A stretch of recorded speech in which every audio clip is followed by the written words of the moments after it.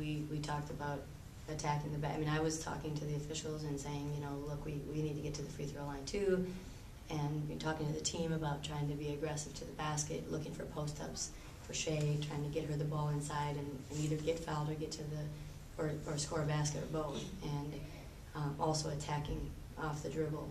We started to do that more in the second half and stopped the clock some and got to the basket and got to the free throw line. So, you know, I think we took 19 free throws or something in the second half. Right. Yeah. So, I mean, you're right. There's so many things going on in the game. We weren't shooting well. We weren't playing good defense. We weren't boxing out, and we couldn't score, which I think is part of it. We weren't shooting well, but you know, and you see some disheartened players out there, and we're, you know, trying to keep them going, and we tried to change the pace of the game. We tried to press, which gave them some. They took some quick shots, and we didn't box out. They got some rebounds, and right. You know, it was just, it snowballed. You know, it snowballed. So. Yeah.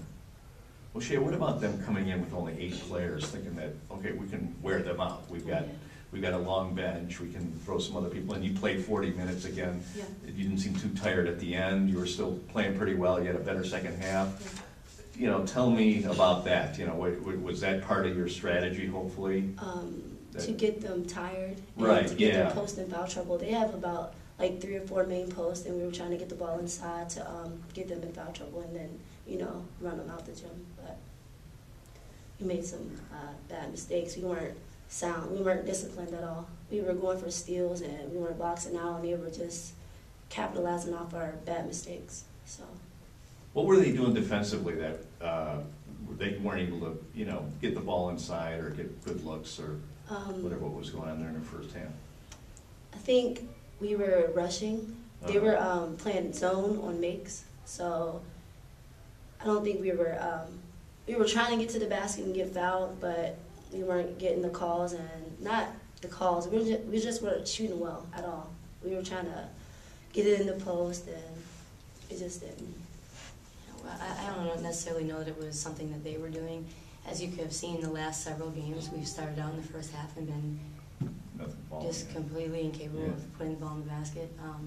So I'm not sure that it was anything defensively. We just weren't, you know, executing.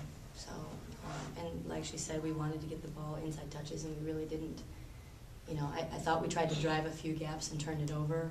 And I was saying attack the gaps, you know, move the ball around the perimeter against the zone, and every time we drove a gap, we turned it over, it seemed like. So it was just I just think it was our team. I don't know that it was, you know, some with the opponent. We didn't execute well. The smaller lineup might be affecting you too, I think, you know, with the rebounding. I think at one point, I think they had a 2-to-1 advantage. It was like 31-15 or 16 at some point. We've always been the smaller team. We've kind of prided ourselves on being a small team that could, and I remember telling, I think you were a freshman when I said, every time I go into the press room, they ask me, you know, how are you going to be able to rebound? You guys are so much smaller than your opponents. And I kept telling him, I don't want to answer that question anymore in the press room, so make sure that we don't get out rebounded. Make sure, and it's, you know, and we did. We had small players, we had a very small lineup, and we were able to out rebound our opponents. And so, you know, it's not height. It's not the lineup, Yeah, it's just making the decision to do it.